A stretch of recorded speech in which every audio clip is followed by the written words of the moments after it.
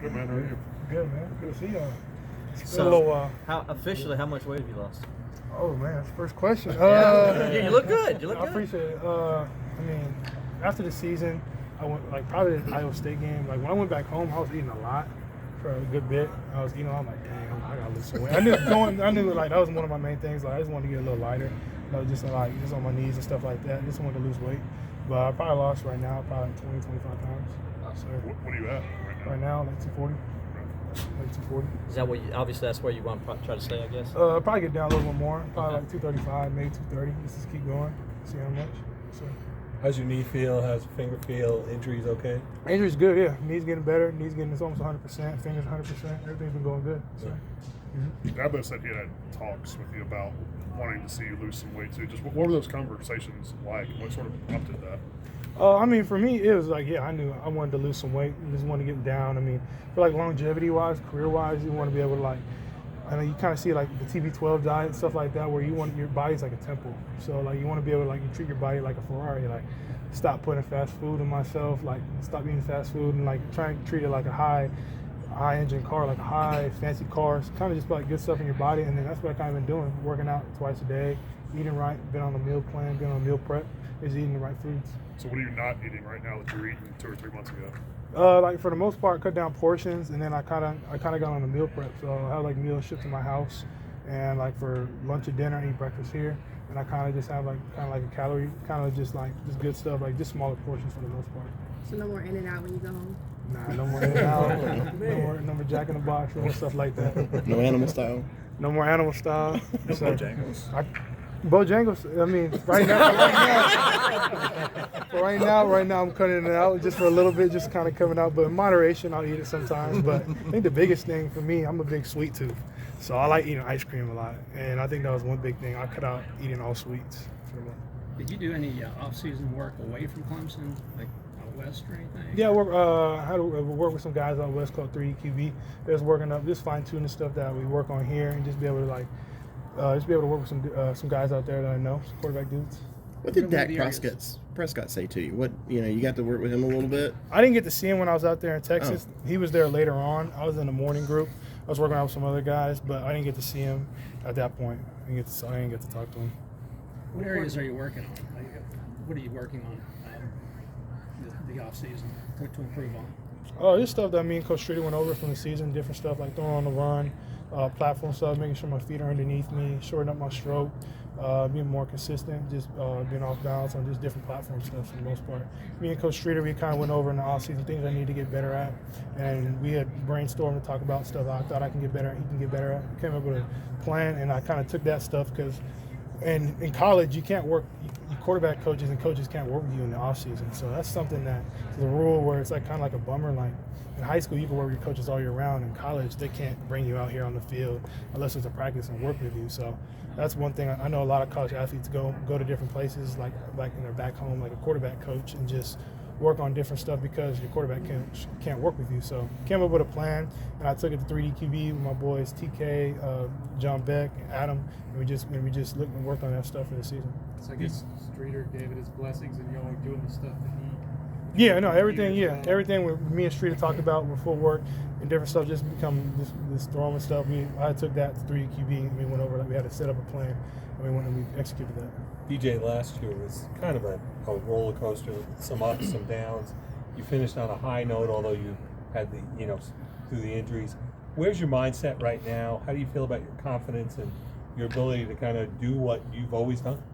I feel like my confidence is at an all-time high. I feel like it's been at the same spot where it has been my whole career. I'm just ready to go out here and just compete, continue to get better each and every day, man. Just take it one day at a time. Come on, take one rep at a time, just be able to be a leader and just be a great teammate for my teammates out here. How did you see last year? I mean, when you look back on it, was it a positive year for you? Do you wish you could have done better? I mean, how do you look at it now that we're a few months away from it? After probably looking at it now, it was definitely, I feel like it was a blessing in disguise almost. I mean, obviously, the goal is not to go 10-3, to win a national championship every single year.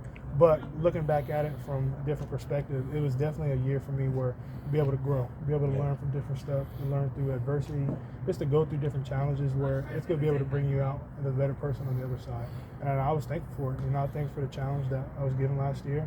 And I'm thankful that I took it head on, and I'm excited for this upcoming year. Why was it important for you to get that off-season work when you could have been, resting and rehabbing and doing all that kind of stuff? I did all that stuff too, but for the most part, I feel like just getting, for me, I wanted to just continue to get better. Like I didn't want to like stop and like regroup after the season. I just wanted to continue to keep building and just continue to keep ready for the season. DJ, a lot of young quarterbacks on the roster this year. How much are they picking your brain, looking for advice, especially a guy like Cade coming in here? Just how much have they looked up to you so far? I think we've done a good job. I think Cade, Hunter, Billy, we all done a good job. I think we have a good tight group. We all communicate. We all talk about it. Just pick each other's brains, not just me.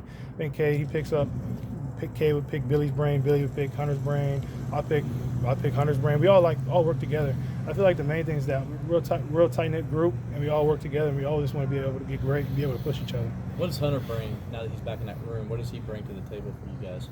Hunter Helms or sorry. Oh, he's not here yet. That's right. My bad. No, it's all good. I got confused when you said Hunter. No, I'm excited. Yeah, I'm talking about Hunter Helms, but I'm excited for Hunter Johnson to come here. Yeah. I think it's going to be a great opportunity to learn from somebody like a veteran like him, where it's going to be his 6th year. I'm excited to pick his brain, be able to see a veteran guy like him. Have you talked with him at all yet? Only time I talked to him on the phone for a little bit when Coach Sweeney had told me. I got on the phone with him, just talked with him, but haven't talked to him since. But I'm excited for him to come here, man. We're talking about you and the different attitude, but watching these first 2 practices, it seems like there's a different mindset with the entire team. It just seems like practices are a little different than they were at any point last year. Am I right, wrong? I think so, yeah. I feel like from the point we're at right now, I feel like we're like a lot farther ahead than we were last year. I feel like as offense, we're a lot older, a lot more grown up. So a lot of the guys on the first group, even the second group, I feel like they're a lot more experienced, a lot more ready to go. Know kind of what's coming up. What does it feel like having a bunch of healthy receivers to throw to too? Feels good, man. We got a lot of guys, and it's been amazing to be able to see those guys out there and continue to keep competing, continue to keep learning from young guys to old guys. It's been great. DJ, what do you think the most important difference is going to be of a more slim down, like a 235, with you out on the field?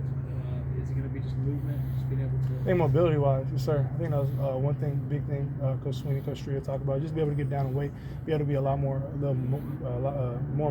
mobile in the pocket, be able to have a little bit more just mobility in the pocket. That's the biggest thing. Did you feel like that affected your performance, your mobility last year, feeling it out on the field and being a little heavier? Did you feel like I didn't think it affected it. I don't think it bothered me, but I know that, like looking back at it, that if I lose weight, then I can be able to be a lot faster. I can be able to be more mobile. I didn't feel like it affected me, but I feel like it can make me that much more better. What is different this year with Coach Streeter? Of course, Tony Elliott's gone. Kyle Richardson. What's different out there? For the most part, I think Coach Streeter's done a really great job. I mean, he has all the attention of the offense. I feel like he's done a great job just by leading us. I think that's one big thing Coach Streeter does very well.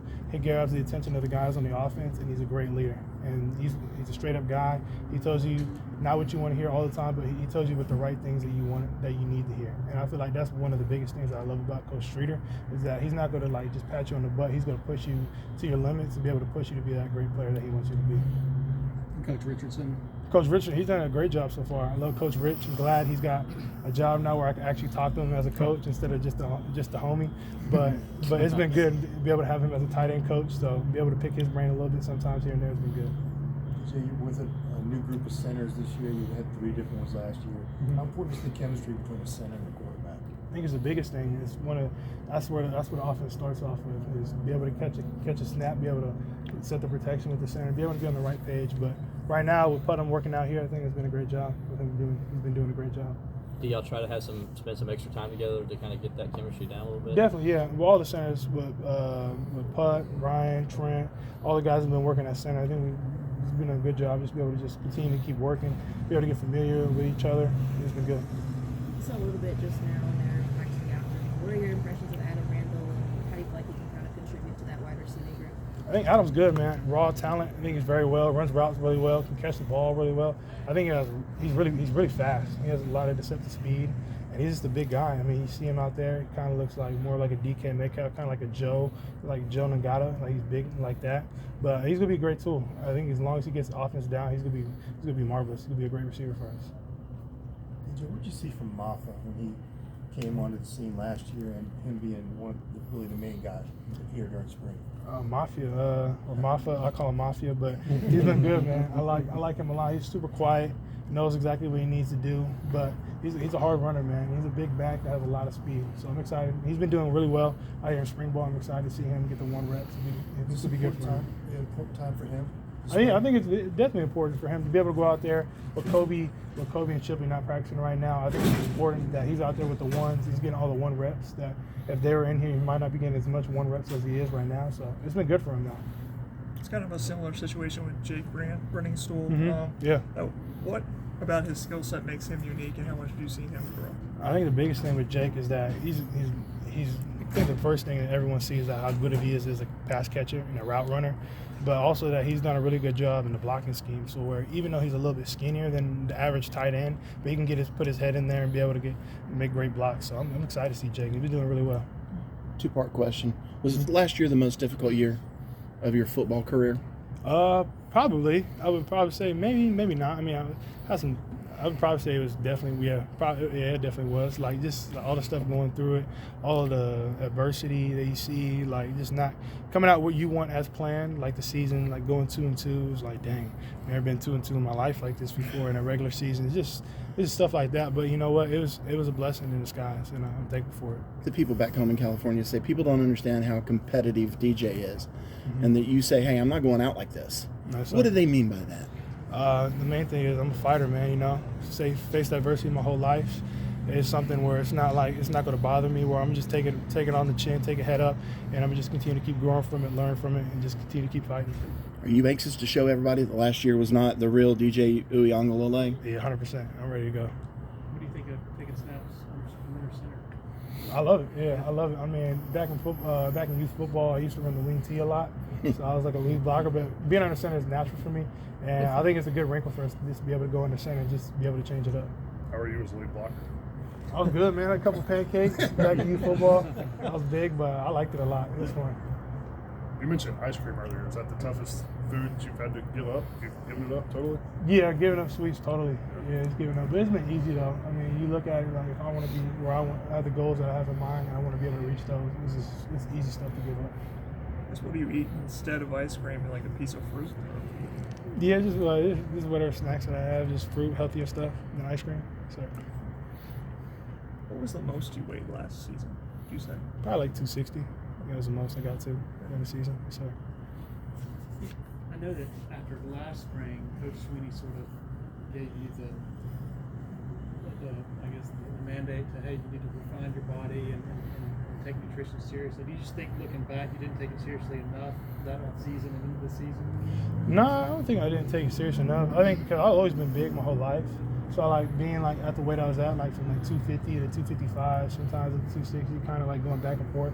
I had been that weight like in high school and college, even when I first got here, and I didn't think it was a problem. But for the most part, I just felt like if I want to be able to get better and be a better quarterback for the team that I think that I want to be, then I feel like losing weight is a big goal of mine that I want to do. You think it took last season to sort of for you to fully grasp that, I guess? Maybe a little bit. I think it's like if I want to be able to push myself to the best player I want to be, then that's kind of where I just kind of got that mindset. I just want to be able to lose weight. This is just a goal of mine I want to do. You keep the same nickname, or are you still Big Single? Yeah, I mean whatever. Yeah, sir. Really, sir. Yeah. Anybody else? Thanks. Thanks, DJ.